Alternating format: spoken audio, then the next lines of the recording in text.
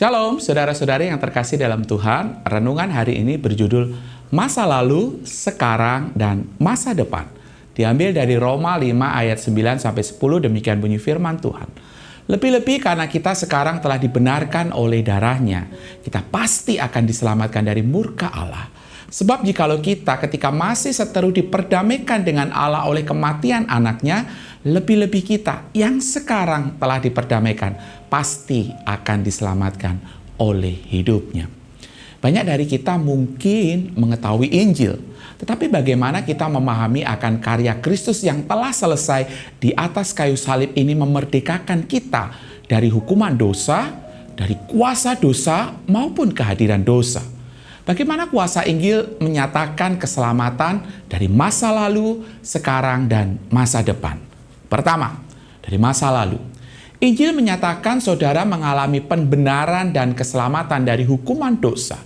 Ketika saudara membuat keputusan untuk mengikut Yesus, maka ini juga menjadi keputusan untuk mengikuti Dia dalam kematian, penguburan, dan kebangkitannya.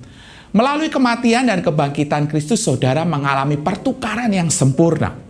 Kebenaran Kristus diberikan kepada saudara dan ketidaksempurnaan saudara dicurahkan kepadanya.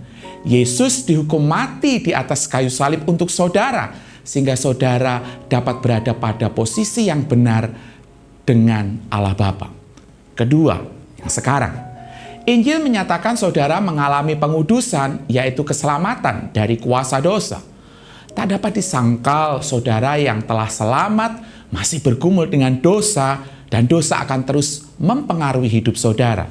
Dan kabar baiknya adalah dosa tidak lagi berkuasa atas saudara. Mengapa? Karena di dalam pergumulan dan perang yang terjadi di dalam diri saudara, Roh Kudus dengan kuat maju di dalam diri saudara untuk tidak tunduk pada kuasa dosa ini. Ini adalah sebuah proses perjalanan di mana Tuhan mengubah saudara dari dalam keluar hari demi hari. Yang ketiga, masa depan. Injil menyatakan suatu hari saudara akan pasti mengalami pemuliaan di mana saudara diselamatkan dari kehadiran dosa. Pada akhirnya dosa tidak akan ada lagi mempengaruhi saudara. Akan ada hari di mana saudara tidak akan lagi mengalami godaan dosa dan dosa dalam hidup saudara lagi. Dan inilah pengharapan saudara. Jadi sekarang pahamkan bagaimana Injil memberikan kepastian dan harapan baik untuk kehidupan yang lalu, sekarang, dan akan datang. Selamat ditenggelamkan oleh Injil. Amin.